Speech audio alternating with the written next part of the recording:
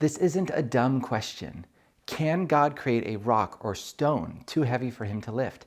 I asked this question to AI, and it said, no, God cannot create a rock too heavy for him to lift because God's omnipotence, or his ability to do anything, is limited by what's logically possible. I don't like that answer. It's true that God doesn't work in logically impossible ways, like God can't create a square circle. But to make something that cannot be lifted is totally logically possible. I can make a couch that's too heavy for me to lift. When we ask if God can create a rock too big for him to lift, what we're actually asking is if omnipotence itself is logically possible. If it's not, then there cannot be an omnipotent being, and if there's not an omnipotent being, then the traditional view of God is in trouble. Think of it this way. Can God make a stone too heavy for him to lift? If no, then there's something God can't do, namely God can't make this stone. But if yes, then there's something God can't do. God can't lift this stone he just made. Either way, if you say God can do anything, if you say God can do anything that's logically possible, then you wind up with something that God can't do. It seems to show that omnipotence is not logically possible because once you assume omnipotence, you wind up with all these contradictions. This is a textbook example of an indirect proof in logic. Do you feel the weight of this problem now? I hope so, because a lot of skeptics and atheists have felt this weight for a good while. And so we're going to discuss this, and you may need to slow down the video or rewind once or twice, because we're going to go deeper than you've probably ever gone before in this question. But I think we're going to have some fun, because I am using a whiteboard. The late George Mavrodes was a philosopher who published this brilliant article in the Philosophical Review, peer-reviewed and everything, and it's called Some Puzzles Concerning Omnipotence. In this article, Mavrodes is trying to look through this problem of God creating a rock too heavy for him to lift. And he says, look, when you do this, we're assuming something about God, okay? Either God is omnipotent, or he is not omnipotent. I love the fact that omnipotent is like OP, which God is so OP, right? And he says, look, if you're going to assume that God is not omnipotent, then why are we even talking anymore? Like, why does this question bother you? And like, we already believe God is not omnipotent, so there's really nothing to be said here. The conversation stops, okay? So when we ask, can God create a stone too heavy for him to lift, we are assuming that the God in picture is an omnipotent God. Now, Mavrodes points out that, hey, once you assume God is omnipotent, you actually run into a contradiction. Because to say that God is omnipotent means we are essentially asking, can God create a rock that cannot be lifted by a being that can lift anything? And this is important. Like I said earlier, it's totally conceivable to create something which cannot be lifted. Like I can't create a couch too heavy for me to lift. But when we're talking about God here, and we're assuming that he's omnipotent, we're asking now something specific about the maker of what's being lifted here.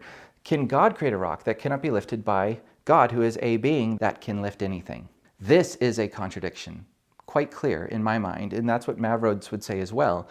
And so again, God can't do contradictions, which is kind of where this AI thing was eventually leading up to, but I wanted to show this to be the case. And so we end up with a contradiction, and the contradiction ends the conversation.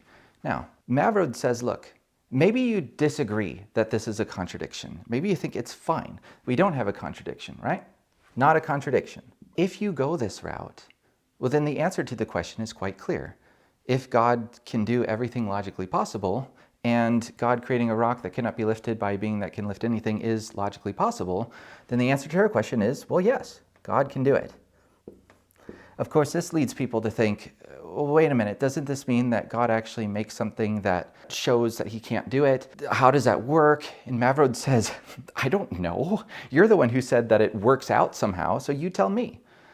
Basically what he's saying is if you're going to assume this is not a contradiction, then you don't really have any ammo left to argue that there's an issue with God having something that an omnipotent being can't do.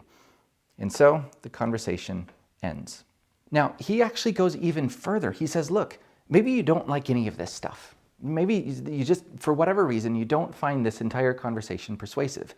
Well, even if that's the case, there's a different move that a theologian or believer in God can do. We could actually go a different route. We could say, well, maybe God actually has a limited omnipotence. Now, hear me out, or hear Mavrodes out, okay? We already believe that God's omnipotence is limited in some ways. God can't do logical impossibilities.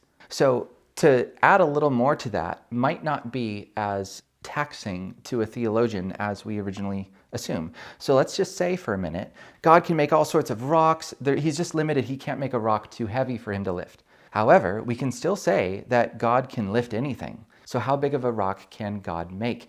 And Mavrodes says, well, infinitely big. Infinitely big, because God can lift anything. He can't create a rock that he can't lift, but he can still lift anything. And so the size of the rocks that he makes can be as big as he wants them to be. So what we end up with is kind of collapsing back into an omnipotent God. He can make a rock of any size. Now, you may notice that this entire conversation makes an assumption, and the assumption is that God cannot do logical impossibilities, right? Nobody's really concerned that God can't make square circles. And this is where a different philosopher, Harry Frankfurt, steps in, who wrote a different article in the Philosophical Review called The Logic of Omnipotence. Frankfurt says, let's not have that assumption for a minute, right? He says, look, I like what Mavrodes is doing here, but let's just say that even if there is a contradiction, we're fine with that.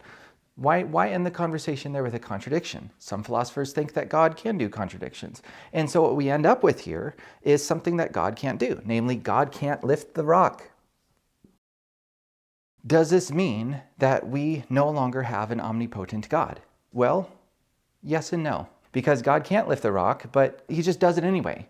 And you say, well, wait a minute, that's a contradiction. Frankfurt says, who cares? We already said that contradictions are fine. So God can't lift the rock, but he does it anyway, which means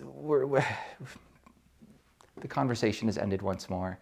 And so the whole purpose of this exercise is to notice that whenever you ask the question, can God create a rock too big for him to lift? No matter where you go with that question, you end up getting these dead ends where you're unable to show or prove anything useful. You can't show that God is omnipotent. You can't show that God isn't omnipotent. You just can't show anything from that starting point of, can God create a rock too big for him to lift? What this means is that anybody who believes in an omnipotent God, any traditional theist, need not be worried about that question, because the question doesn't do anything. It just leads to dead ends. So anyway, I hope that was helpful for you guys. Thanks for watching, and I'll see you in the next video.